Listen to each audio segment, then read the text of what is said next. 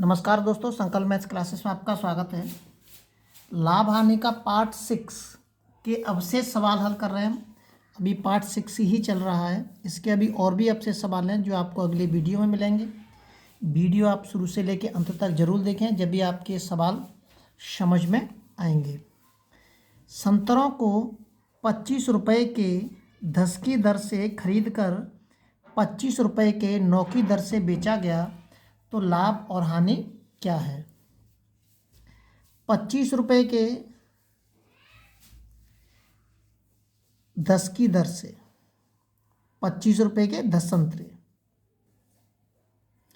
25 रुपये के 10 संतरे खरीदे गए और 25 रुपये के 9 संतरे बेचे गए। ये हमारा कॉस्ट प्राइस है और ये हमारा सेलिंग प्राइस है।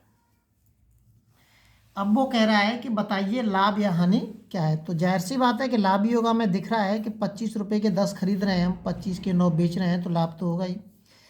इसका आप इसमें गुणा कर दीजिए और इसका इसमें गुणा कर दीजिए। 9 का इसमें करिए, 9 पन्ना 45, 9 दूनी 18 और 4 22।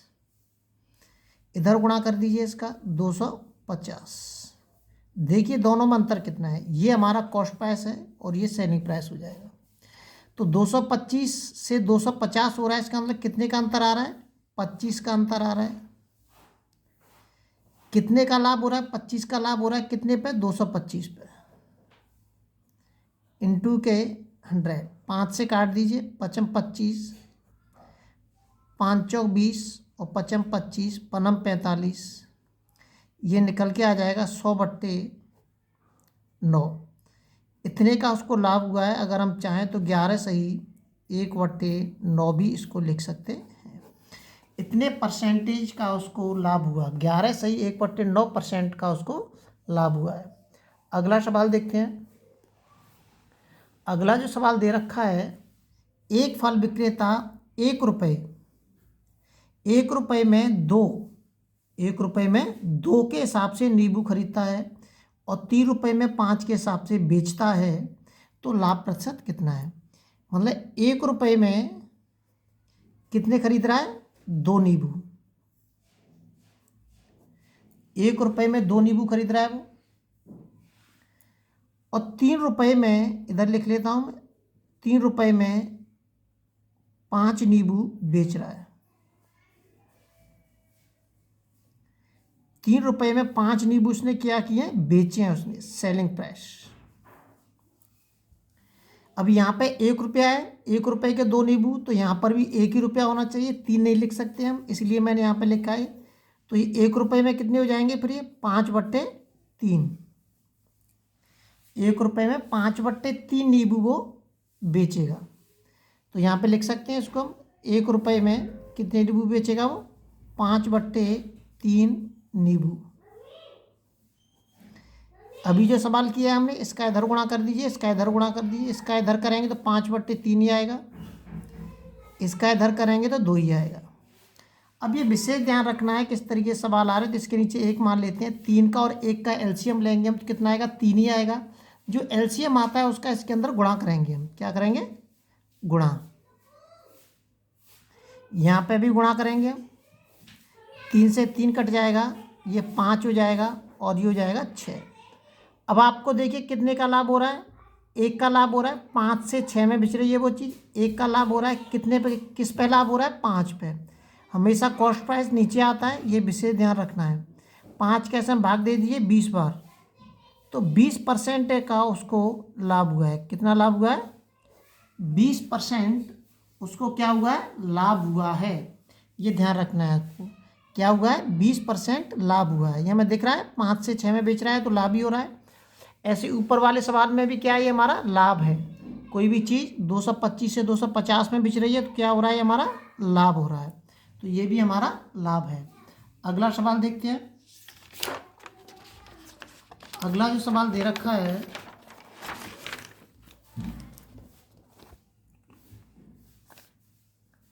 यदि मैं 100 रुपये में 11 पुस्तकें खरीदता हूँ। कितने रुपए में? 100 रुपये में कितनी पुस्तकें खरीदता हूँ? 11 पुस्तक। और 110 रुपये में 10 पुस्तक मैं बेचता हूँ।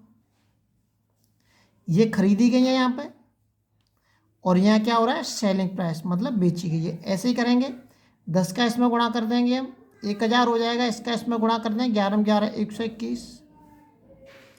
तो कितने का लाभ हो रहा है इसको, ये 1210 है और ये 11 है, इसका मतलब 210 का उसको लाभ हो रहा है। कितने पर, 1000 रुपये। और इंटू के 100 का गुणा करेंगे इसको हम, 3 जीरो से 3 जीरो कट गए, बराबर कितना आ जाए, 21% का उसको लाभ हुआ है। कितने का लाभ हुआ है, 21% का उसको लाभ हुआ है।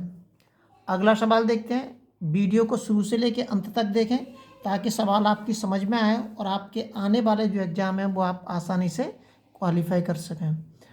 अगला सवाल है, अगला जो सवाल दे रखा है कि एक दुकानदार 10 रुपये प्रति 7 पेन की दर से खरीद कर लाया और उसने उन्हें 40% लाभ पर बेचा। 40% लाभ पर बेचा। 10 रुपये में कितने पेन मिले, मतलब जो खरीदार है, जो पेन खरीद रहा है, उसको 10 रुपये में कितने पेन वो उसको मिल पा रहे हैं। तो देखिए 10 रुपये में 7 पेन उसने क्या करे थे, खरीदे थे, मतलब कॉस्ट प्राइस है।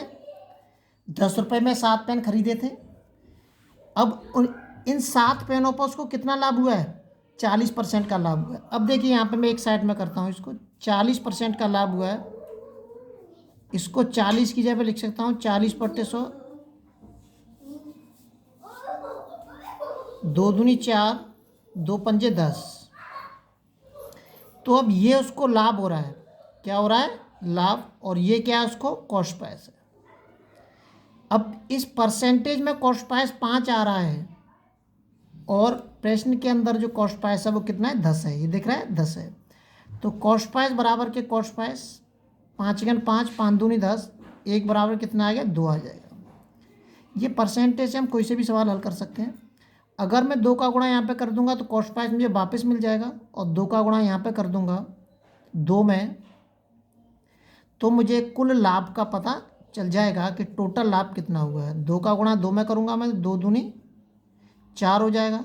तो कुल लाभ कितना हुआ है, उसको 4 का हुआ है। 4 का जो लाभ हो रहा है वो किस पे हो रहा है, 10 रुपये के कॉस्ट प्राइस पे हो रहा है। इसका मतलब जो हमारा सेलिंग प्राइस होगा वो कितना होगा, 10 + के 4 कितना होगा, 14 होगा। तो 14 रुपये में वो कितने पेन बेच रहा है, 7 पेन बेच रहा है। 7 पेन बेच रहा है, 14 रुपये में 7 पेन बेच रहा है। तो एक पेन की कीमत कितनी होगी, एक पेन की कीमत 14/7, 7 दूनी 14। तो एक पेन की कीमत कितनी होगी हमारी, 2 रुपये होगी। एक पेन की जो कीमत होगी 2 रुपये होगी। अब ये रुपए का आप इसमें भाग दे देंगे रुपए में, तो आपको पता चल जाएगा कि 10 रुपये में वो कितने पेन प्राप्त कर रहा है। कौन, खरीदार। खरीदार